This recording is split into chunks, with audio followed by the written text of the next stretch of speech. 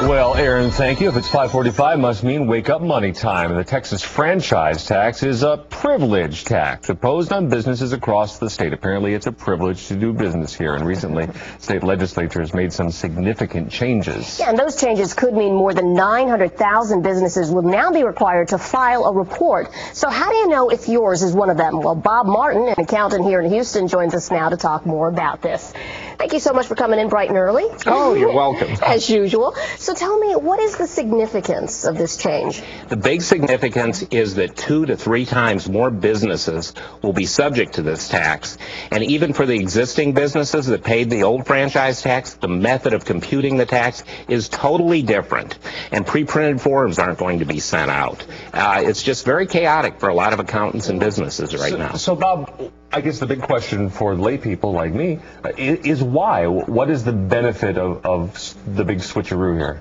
Well, the state was looking for different ways of funding and to capture more businesses. There were a lot of businesses that had structured themselves as other than partnerships or other than corporations or limited liability companies, and they were able to avoid the state business tax altogether. So now the state has created this big umbrella that includes almost all businesses. Do most businesses not like this? Well, they don't even know about it. That's the most frustrating part, is unless you're a sole proprietorship, they are not subject if they're not an LLC or a limited liability company. But you have all these partnerships, many of which will be subject to the tax. You have professional associations, just thousands and thousands of businesses that may owe money on May 15th.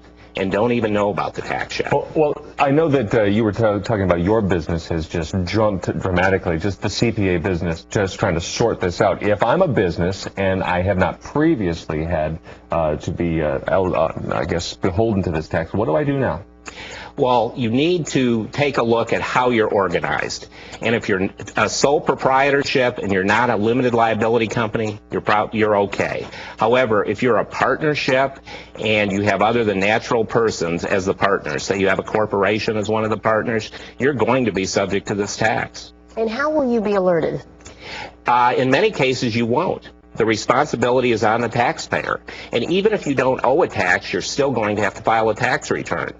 And even partnerships that aren't going to be subject to the tax, they have to file a form with the state to tell them that they're not subject to the tax. Oh, makes my head spin. So it's a good thing that he is here today, all right? We are really giving you a service today. Because this really affects lots of small businesses and big businesses as well. And if they have not had to do this yet, they're going to have to do it now. That's right.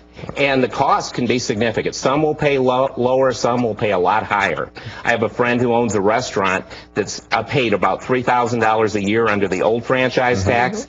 He said under the new franchise tax, he's going to pay about $60,000. Ouch. He referred to it as sending a new Lexus up to the Capitol. Wow. Well, there's one way to look at it. Yeah, Bob Martin, we appreciate the wisdom this morning. Thank you very much. Now go get back to work. Okay. Thanks, Bob. Looking at the Fox Market Watch report this morning, the Dow Jones opens